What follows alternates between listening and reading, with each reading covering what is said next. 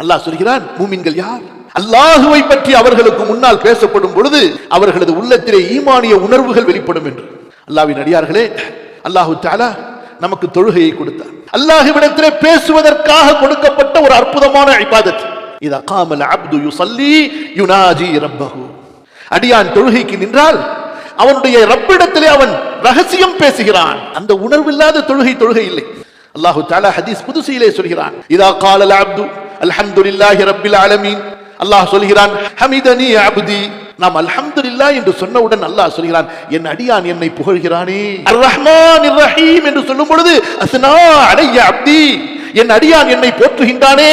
மாலிகி யௌமித்தீன் என்று சொல்லும் பொழுது மஜ்ஜதனி அப்தி, என் அடியான் என்னை மகிமைப்படுத்தி விட்டான், கண்ணியப்படுத்தி விட்டான் என்று அல்லாஹ் சொல்கிறான். இய்யாக நஅ்புது வ இய்யாக நஸ்தஈன் என்று சொல்லும் பொழுது அடியானே ஹதா பைனி வ பைனக், இது எனக்கும் உனக்கும் இடையில் உள்ள ஒரு ஒப்பந்தம். பிறகு இஹ்தினஸ் ஸிராத்தல் முஸ்தகீம் என்று சொல்லும் பொழுது வலி அப்தி மா ஸஅல், என் அடியான் கேட்டது அவனுக்கு கிடைக்கும் என்று. அல்லாஹ்வின் அடியார்களே, இத்தகைய மகத்தான ஒரு வணக்கம் தொழுகை.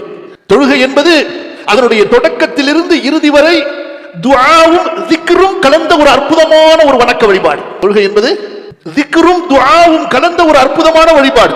ஆனா அந்த பரிதாபம், இந்த ரெண்டிலிருந்தும் நமக்கு எந்த பங்கும் இல்லை. நம்முடைய தொழுகையில் இந்த ரெண்டிலிருந்தும் எந்த பங்கும் இல்லை. அல்லாஹ்வை நினைக்காமலேயே தொழுது விடுகிறோம். எப்படி முடியுமா என்றால், நாம் நினைக்கிறோம், நாவால் மட்டும் நினைக்கிறோம். எப்படி நினைக்கிறோம்? நாவால் மட்டும் உச்சரிக்கிறோம், உள்ளம் அல்லாஹ்வை நினைப்பதில்லை.